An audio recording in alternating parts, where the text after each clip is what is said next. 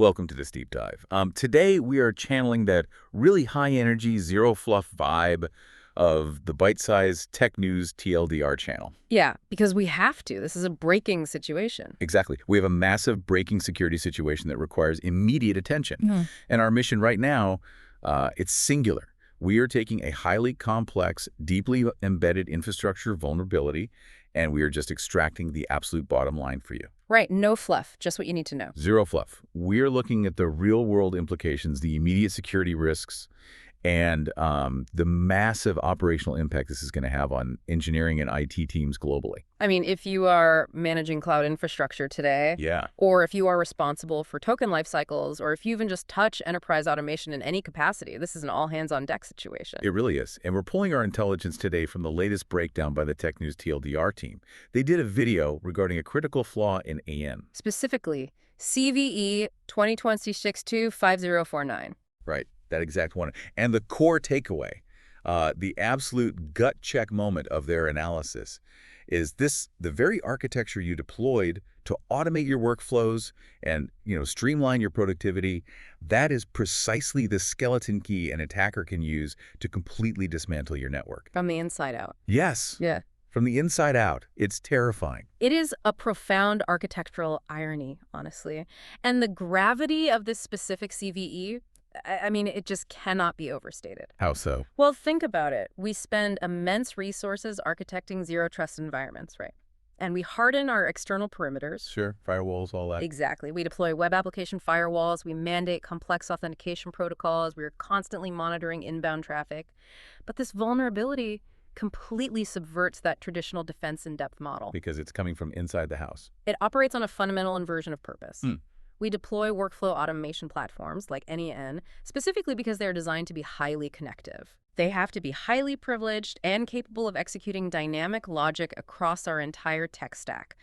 They are essentially the nervous system of modern operational infrastructure. They touch everything. Everything.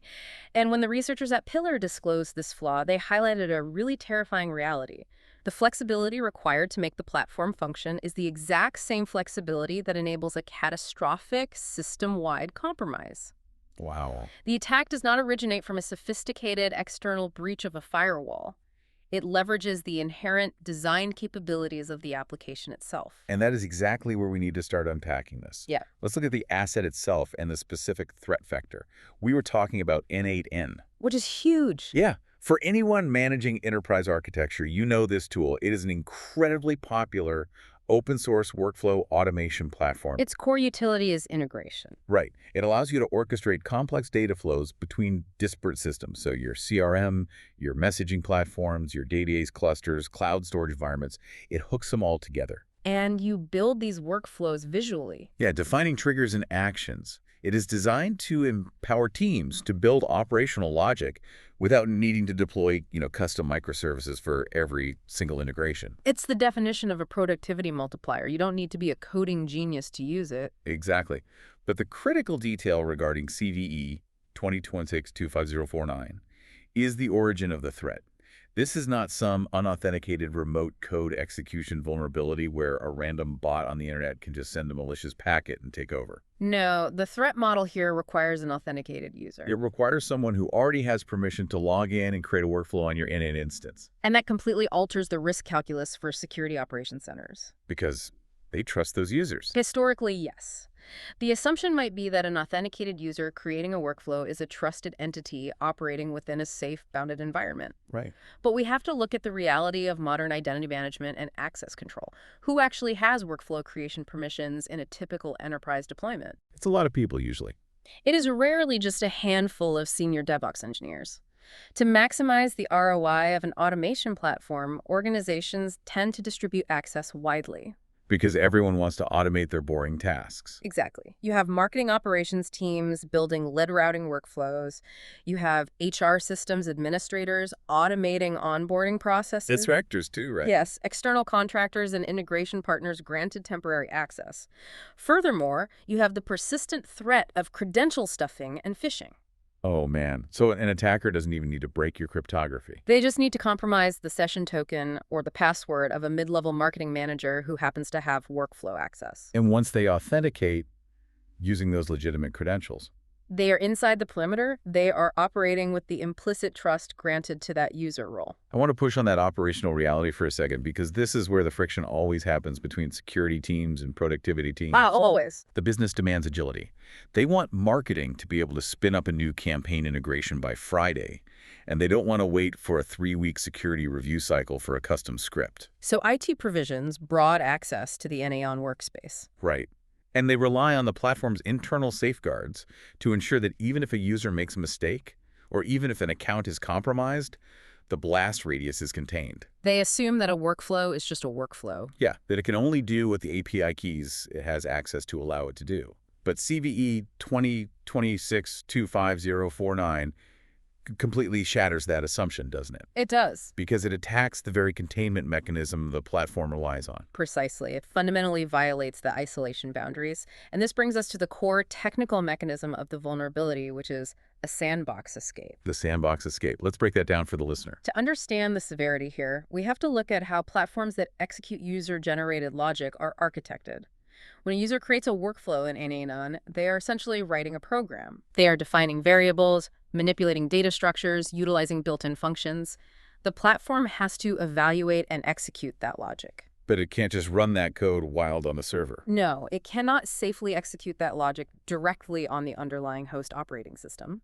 If it did, a simple coding error in a workflow could crash the entire server. Or a malicious user could execute system-level commands. Exactly. To mitigate this, the platform utilizes a sandbox. This is a strictly controlled, highly isolated execution environment. A digital playpen. A digital playpen is a great analogy. Think of it as a virtualized container within the application itself. The workflow logic runs inside the sandbox, and the sandbox acts as an intermediary, restricting access to the host system's memory, file system, and native processes. So the implicit contract of the platform is that the sandbox is impenetrable. Right. The sandbox is the fail-safe. You give users the power to write dynamic code, but you put them in a padded room. Yeah. They can build whatever logic they want inside the room, but they cannot reach through the walls and touch the server hardware. Or the operating system kernel. Or the root file system. Yeah. But a sandbox escape means the attacker has found a flaw in the architecture of that padded room. They execute a payload inside the workflow that leverages a vulnerability in the sandbox's evaluation engine. And that allows their code to break out of the isolated environment. And once they're out, the context changes completely, right? Entirely. They are no longer operating with the limited permissions of a workflow user. They inherit the permissions of the application process itself. So if the n8n server is running as root, Or with high-level administrative privileges on the host machine, the attacker now has those exact same privileges. full run of the house. And the mechanism by which this specific escape is achieved, it is deeply fascinating from a security research perspective, because it highlights the immense difficulty of securing dynamic evaluation environments. This is not a novel, previously undiscovered class of vulnerability either. The analysis points out that this is actually a sophisticated bypass of a patch applied to a very similar vulnerability disclosed late last year. Wait, so they already tried to fix this? Yes. When the initial flaw was discovered, the developers took a standard mitigation approach. They identified the specific dangerous function or the specific execution pathway that allowed the escape, and they implemented a block. They basically blacklisted the known bad behavior. Exactly. This is a very common, very reactive patching strategy. You plug the specific hole that the researchers found. But security research, and by extension, adversarial exploitation, it doesn't stop because you plug one hole. Never. The attackers look at the patch, they reverse engineer the mitigation logic, and they look for functional equivalence. And the breakdown highlights that the researchers from Pillar found a way to achieve the exact same sandbox escape without using the blocked function. How did they do that? They did this by chaining together a series of what the analysis calls seemingly innocent expressions. Seemingly innocent expressions. Let's really dissect what that means, because it speaks to the fundamental challenge of securing these platforms. You can't just block everything, right? Right, or the tool stops working entirely. You are operating in an environment where the core feature is the dynamic evaluation of code. You cannot blacklist standard variable assignments. Or string manipulations, or object property access, because those are the fundamental building blocks of any functional workflow. So what did the researchers actually do? What they discovered is that while the direct path to execution was blocked, they could use these fundamental, completely benign operations in a highly specific, complex sequence to manipulate the underlying evaluation engine. So they are building a bomb out of household cleaning supplies, essentially. That is a perfect way to put it. They might use a string manipulation function to dynamically construct the name of a restricted method and then use an object reference to call that method indirectly. Bypassing the filter entirely. Yes, bypassing the filter that was only looking for the direct, hard-coded method call. It is akin to a linguistic attack against the parser. A linguistic attack. You are using the language's own legitimate grammar to construct a sentence that forces the interpreter to behave in an unintended and insecure manner. It's architectural jujitsu. You use the platform's own weight and flexibility against it. And this dynamic, the patching, the bypassing, the chaining of expressions, this brings us to a timeline that should frankly keep any infrastructure manager awake at night. It is a brutal cat-and-mouse game. The operational reality of dealing with a vulnerability like this is exhausting. Let's look at the dates laid out in the analysis. On December 20th, the initial patch is released. The vendor identifies the initial Sandbox Escape, they issue the fix, and they publish the advisory. From an IT operations perspective, what happens on that day? Chaos, followed by a highly coordinated sprint. When a critical infrastructure component like your primary automation server has an active Sandbox Escape vulnerability, all standard development freezes. Drop everything. Exactly. The SecOps team flags the advisory, the incident response protocol is triggered, and the infrastructure team has to immediately plan a deployment window. And that's not easy. No, this often involves disrupting active business processes, scheduling emergency downtime, validating the patch in a staging environment to ensure it doesn't break existing workflows. And then finally, pushing the update to production. It is a high-stress, high-velocity operation that consumes significant engineering resources. But the crucial psychological element here is that once the patch is applied on December 20th, the team believes the risk is mitigated. They close the incident ticket and return to their standard backlog. But the timeline shows us that the relief was an illusion. Because December 21st, literally 24 hours after the initial patch was deployed, researchers confirmed that they've already bypassed the fix. One day. One single day. The effort of the entire engineering team to validate and deploy that patch was rendered completely obsolete in the time it takes the Earth to rotate once. And it doesn't stop there. No, it doesn't. On December 30th, an even more robust bypass is confirmed. And it isn't until the middle of January that a comprehensive, structurally sound patch is finally released. We are looking at an 11-day window of intense vulnerability, stretching into weeks of uncertainty. I really want to look at the friction this causes within an organization. How does a CISO manage that communication? It's a nightmare scenario. You tell the board on the 20th that the critical system is secured. On the 22nd, you have to go back and say, actually, the vendor's patch failed, and we are completely exposed again. And we have no timeline for a real fix. The erosion of trust is massive. Between the security team and the board? Yes, but more importantly, it erodes trust between the organization and the software vendor. When you rely on a platform to handle your most sensitive API tokens and internal data flows, you are outsourcing a significant portion of your risk to that vendor's security engineering team. And a timeline like this indicates a problem. Where a patch is bypassed within 24 hours, followed by a secondary bypass a week later, it indicates that the initial response was treating the symptom rather than structurally addressing the root cause of the evaluation flaw. For an IT operations team, those 11 days represent a period of profound operational paralysis. You know the system is vulnerable. You know the exploit methodology is being actively researched and refined. But you cannot simply turn off the n8n server. Because doing so would sever the connective tissue of the entire business. Marketing leads stop flowing to sales, automated billing processes fail, infrastructure alerting goes dark. So you are forced to run a known vulnerable, highly privileged system in production and just pray that the threat actors haven't weaponized the bypass yet. You are sitting on a live grenade. Which leads us directly into the fallout. What happens when the grenade actually goes off?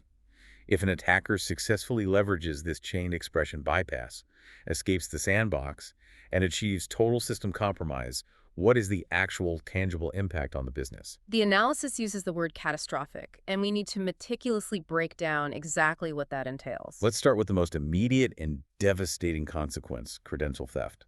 To understand the magnitude of the credential theft, we have to recognize what an automation server actually is. It's a vault, right? It is essentially a centralized, highly concentrated vault of the organization's most critical secrets. To perform its function, n8n requires programmatic access to virtually every other platform your business utilizes. It holds the O2 tokens for your Google Workspace or Microsoft 365 environments. It holds the administrative API keys for your Salesforce instance. It holds the AWS IAM access keys required to provision infrastructure or access S3 buckets containing customer data. It holds the database connection strings, complete with usernames and passwords, for your production clusters. So when an attacker escapes the sandbox, They gain an unmitigated read access to the underlying file system and the application's memory space. including the database or the environment variables where all of these credentials are stored. Yes, it is the absolute worst-case scenario for token lifecycle management. We always talk about the principle of least privilege in security. But an orchestration tool inherently requires broad privileges just to function. And if an attacker extracts those keys, they don't even need the n8n server anymore. Wait, really? The n8n server was just the entry point. Once they have the API keys, they can bypass your corporate network entirely. They can just sit on a server in another country and make direct API calls to your AWS environment. Or your CRM masquerading as your legitimate automation platform. The access is completely decoupled from the initial vulnerability. And this is why the incident response to a breach of this nature is so incredibly complex and expensive. You are not just dealing with a compromised server. You're dealing with a compromised ecosystem.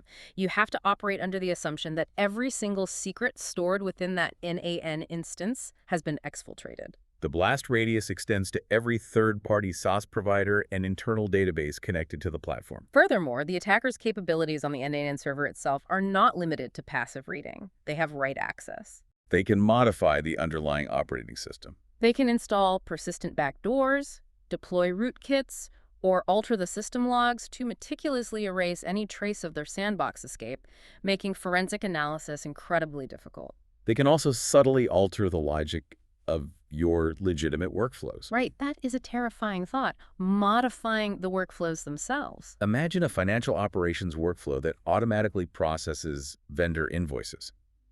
An attacker with full system access could subtly alter the routing logic to siphon a fraction of every payment to an external account. All while the workflow appears to be executing normally in the UI. Or they can inject logic to forward a copy of every incoming customer support email to an external server. The data exfiltration can become entirely automated and deeply embedded within your normal business processes. But the analysis points to an even broader threat vector resulting from this level of access, and that is network pivoting. Network pivoting, or lateral movement, represents a massive escalation of the attack. Consider where the n8n server is typically deployed. It's usually deep inside, right? To interact with both external SaaS providers and internal legacy databases, it is often situated deep within the corporate network. Perhaps within a trusted DMZ or even on the core internal network. It sits behind the perimeter firewalls. Once the attacker controls that server, they utilize it as a beachhead. They proxy their malicious traffic through the compromised n8n instance to probe the internal network. Systems that are completely shielded from the public internet, internal HR portals, legacy mainframe interfaces, unpatched development servers, they are suddenly entirely exposed to the attacker. Because the attacker is attacking them from a trusted internal IP address. The n8n server becomes the launching pad for a full-scale network intrusion. And the analysis brings up a twist on this that feels very specific to the current technological moment.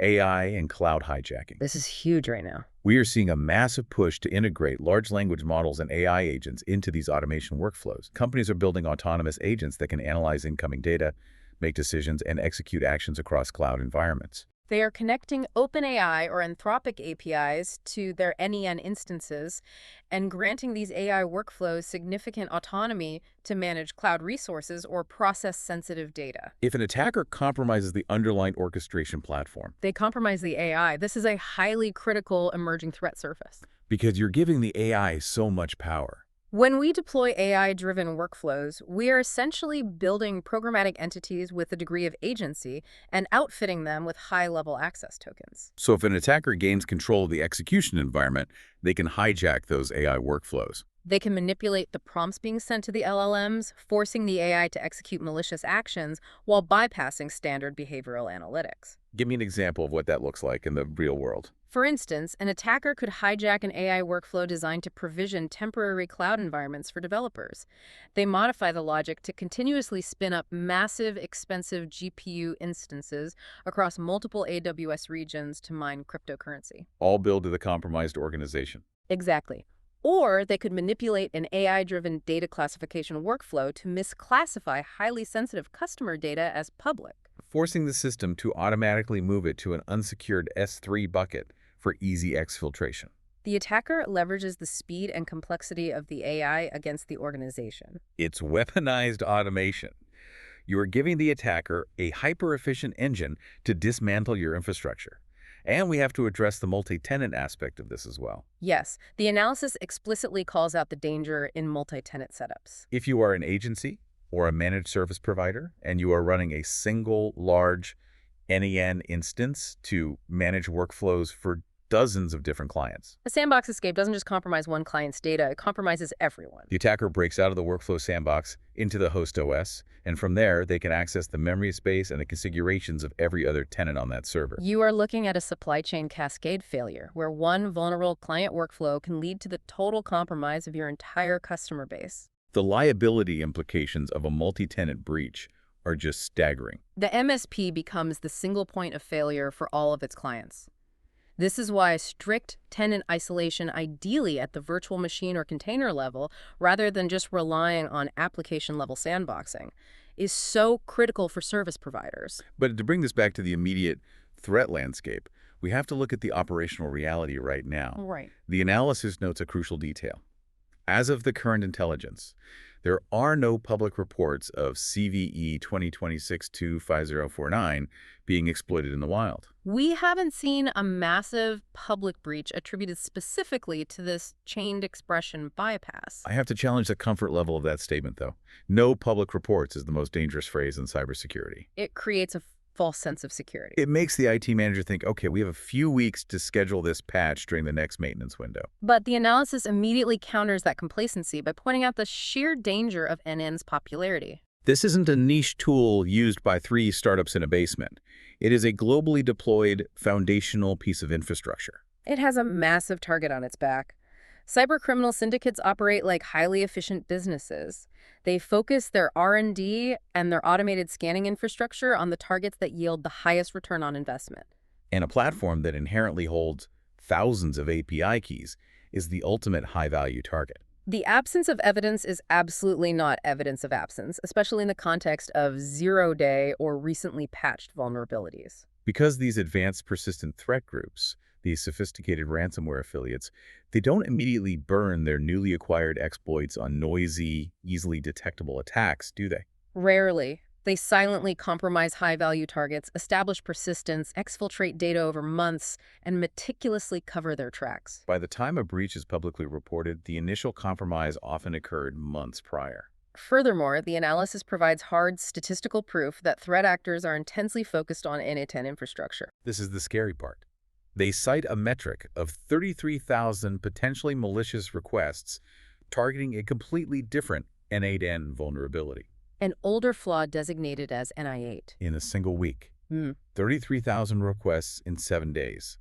Let's analyze what that number actually represents. That is not 33,000 individuals manually typing IP addresses into a browser. No, that represents highly automated distributed botnets methodically sweeping the entire IPv4 address space. They are pulling data from search engines like Shodan to identify every single server on the internet running n8n. And they are relentlessly throwing exploit payloads at them, looking for unpatched instances. The fact that they are targeting n8n is the critical piece of intelligence. It proves that the attacker infrastructure is already built, tuned, and actively firing at n8n deployments. Precisely. The targeting infrastructure is already mature. The botnets know how to identify the service, how to structure the requests, and how to parse the responses. Integrating a new exploit into that existing machinery is a trivial exercise. Once the proof of concept code for the chained expression bypass in CVE 2026-25049 is reverse engineered or leaked, Threat actors do not need to build new scanning tools. They simply update the payload dictionary of their existing botnets. The pivot from aggressively hunting the n8n vulnerability to aggressively hunting this new Sandbox Escape can happen in hours. If your server is exposed, it is already being scanned. The only thing preventing a compromise is the specific payload the scanner is currently configured to drop. And that window of safety is shrinking exponentially with every hour that passes since the patch was finalized. That is the ultimate wake-up call. The perimeter is already being tested. The attackers are rattling the doorknobs constantly,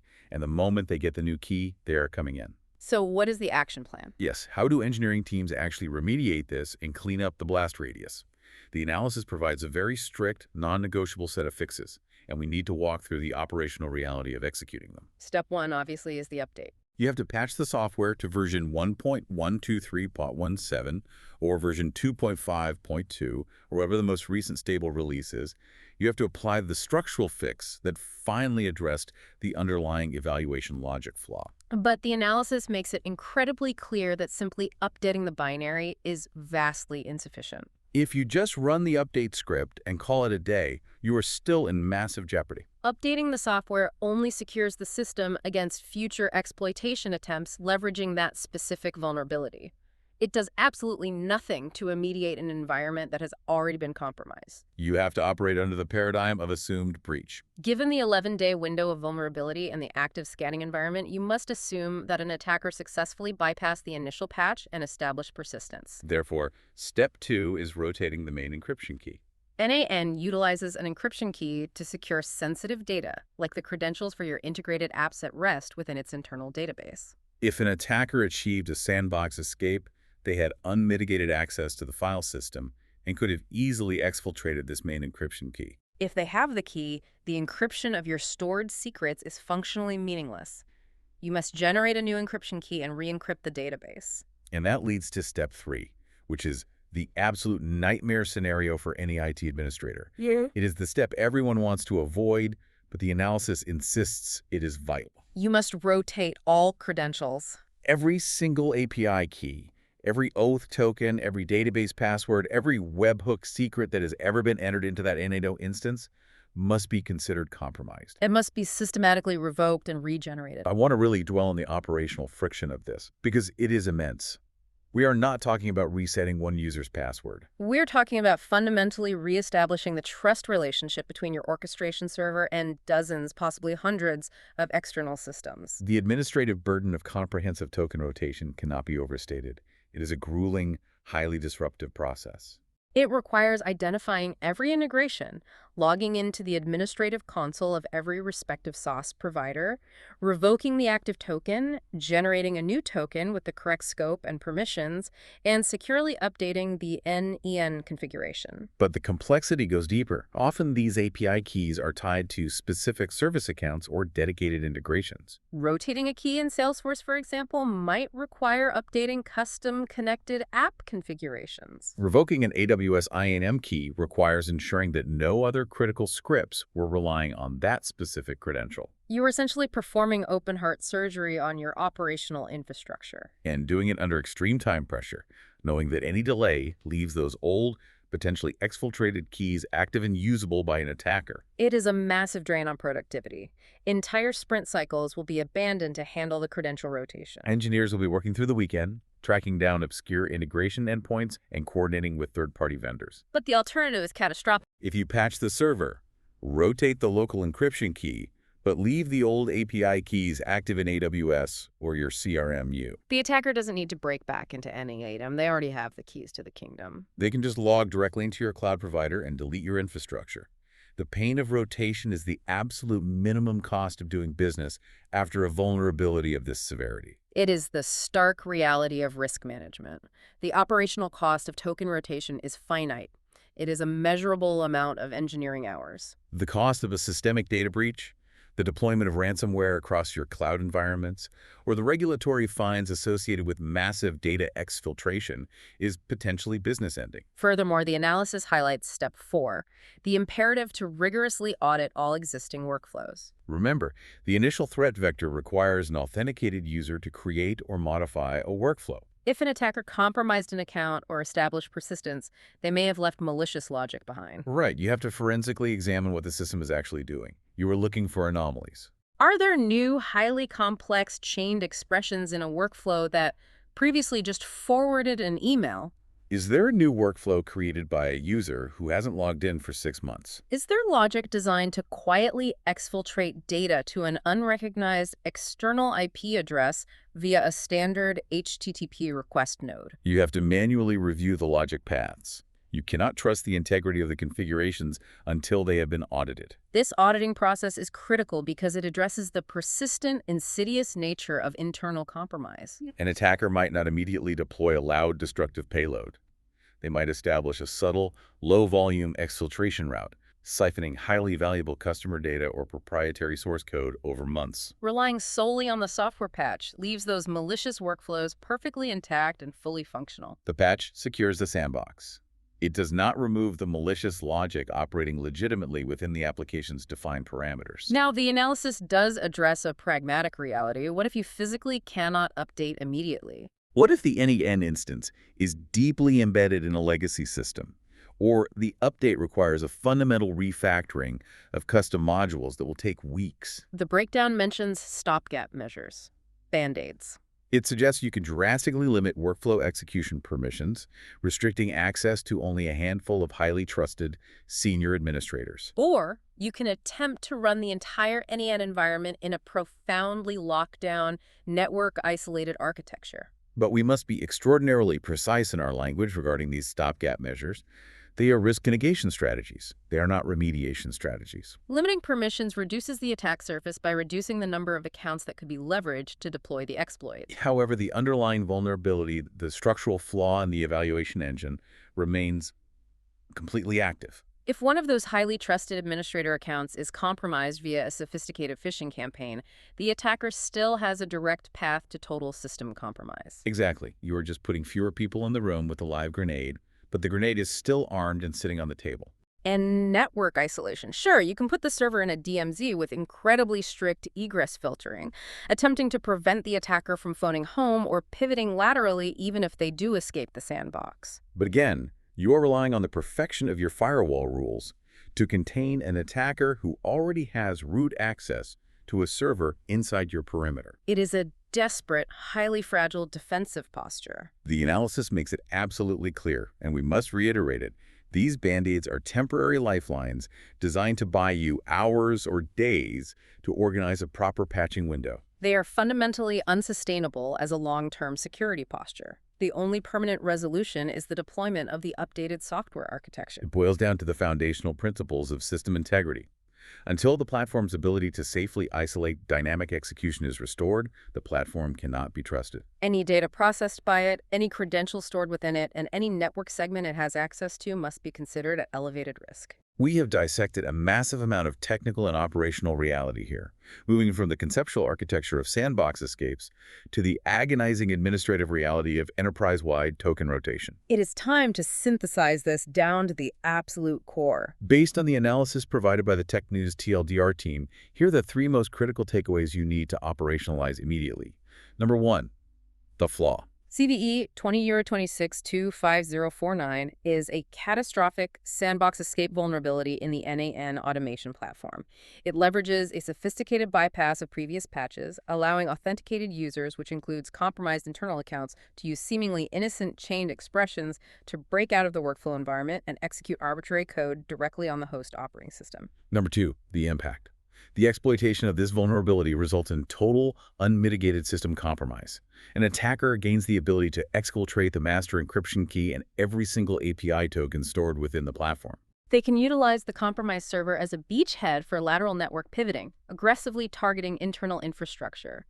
Furthermore, they can hijack connected AI workflows, weaponizing automated logic against cloud environments, with the blast radius expanding exponentially in multi-tenant architectures. And number 3, the fix. The required response is absolute and non-negotiable. You must immediately deploy the patched software, migrating to version 1.123.1CME 2.5.2 or the latest stable release. Crucially, updating the binary is only the first step. You must operate under the assumption of breach, which mandates the rotation of the internal encryption key and the systematic comprehensive revocation and replacement of every single credential and API token connected to the platform. Finally, a rigorous audit of all existing workflows is required to identify and eliminate any persistent malicious logic.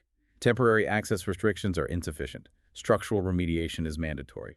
These takeaways represent a stark operational mandate. They highlight the severe responsibilities inherent in deploying highly privileged orchestration infrastructure. The cost of failing to act comprehensively is systemic compromise. As we wrap up this deep dive, we want to remind you that the foundational analysis for today's breakdown came from the Tech News TLDR YouTube channel. Their ability to rapidly distill complex technical vulnerabilities into actionable intelligence is vital. If you are managing infrastructure, their daily video updates are a critical resource for staying ahead of the threat curve. Make sure you check them out. Highly recommended. And finally, we want to leave you with a larger strategic question that this entire scenario forces us to confront. The tools we are building and deploying these orchestration platforms, these autonomous AI agents, they are undeniably incredible assets. They are the engines driving modern operational efficiency, allowing us to build, scale, and integrate at unprecedented speeds. But as we grant these platforms deeper access, as we centralize our most critical credentials within them, and as we give them the autonomy to execute logic across our entire tech stack, the paradigm shifts. We have to continually evaluate the balance of power. What specific verifiable controls are you implementing today to ensure that the infrastructure designed to be your greatest operational asset does not seamlessly transition into your single most devastating security liability? The line between rapid innovation and catastrophic systemic risk is incredibly thin, and it is a line that engineering teams must navigate every single day. Look closely at your own architecture. Are you relying on the inherent trust of the platform, or are you building resilient, isolated environments that can withstand the inevitable architectural failure? Something to carefully consider as you review your incident response plans. Until next time, stay vigilant and keep analyzing.